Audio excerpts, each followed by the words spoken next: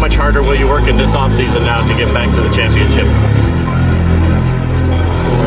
I'll push myself to exhaustion. If you pan it down here, you see it's about 3 o'clock in the morning and there's not a car or a person in sight. If you pan over here, it's the same thing. Not a car or a person in sight. People want to know where I find my strength at, where I get my strength. I get it from a lot of places, but right now, this morning, I'm getting it from, there's not a car, there's not a person. Everybody's in their bed, sleep, dreading that it's a Monday, hate it's a Monday, and I'm loving it. I'm loving that where everybody's getting weaker, I'm getting stronger. If tomorrow was not a guarantee, how far would you push? If you thought that today was your last opportunity to ever do the thing, how far would you go?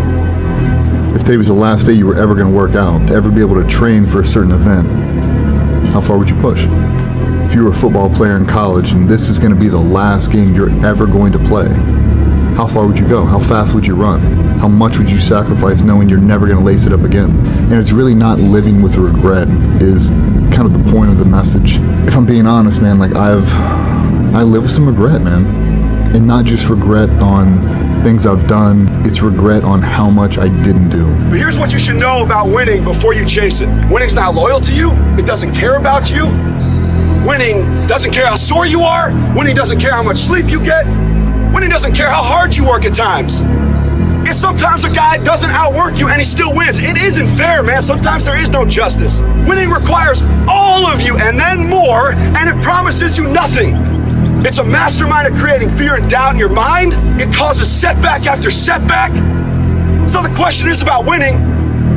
Are you willing to sprint when the distance is unknown? And why chase this thing called winning? Because the only thing that's guaranteed in life, if you don't chase it, is losing. I have given every single thing, every ounce of my life to this craft, to perfecting my craft, and I continue to do so. And in the process, I have lost my mind to regular society, to people who wake up at 9 a.m., who clock out at 5 p.m. They would look at me and say, I've lost my mind, but me, I have found it. Man, I like to picture God looking down and saying, yeah, but that boy just won't quit. He just, watch him. He'll get back up, and he'll get up swinging, and he'll try again. He just don't quit. Don't quit. Get off your butt. Get out of those stands. Get in the arena. Get dirty. Get sweaty. Get bloody. Get knocked down. Get back up.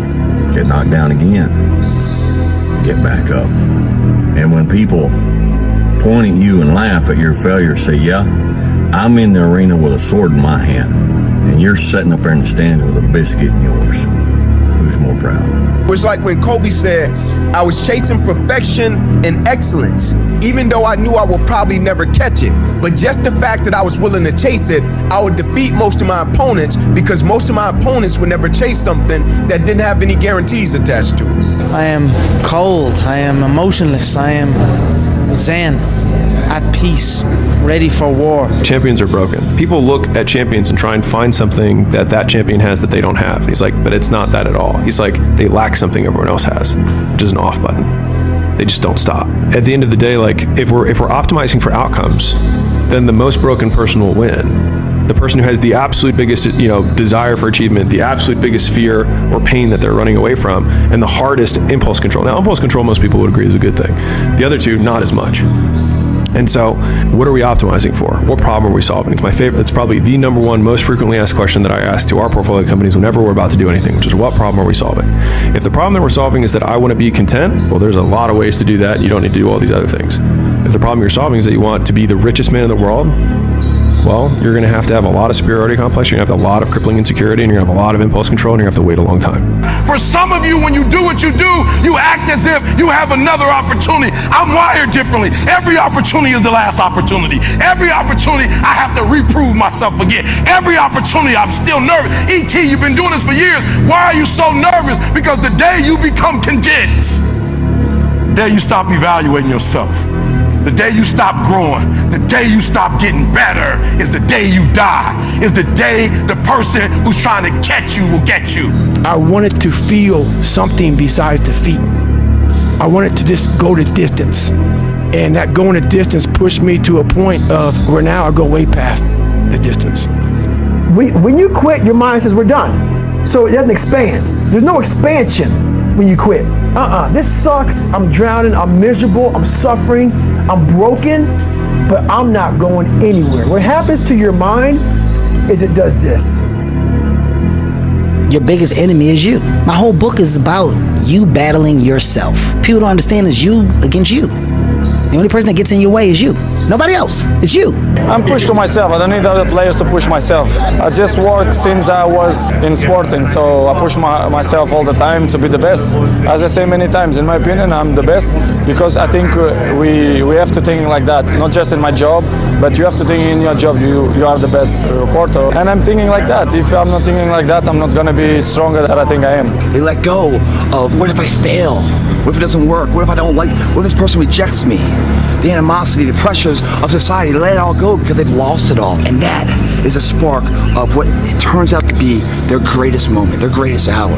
We can live that way, guys. Imagine the life you can live when you let go of the thought of failure. The time is now.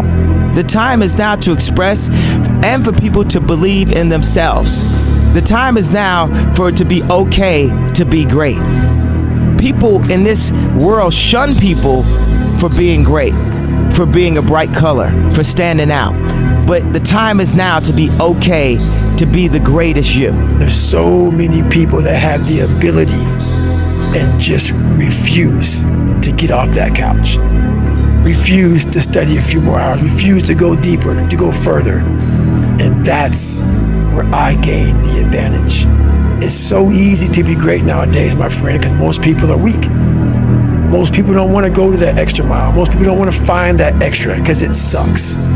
My philosophy is, why be normal when you can be the best? I don't want to be normal. I want to make the difference. So everything I do, I want to make the difference. Because when I make the difference, I'm the best. And that is not arrogance, that is confidence.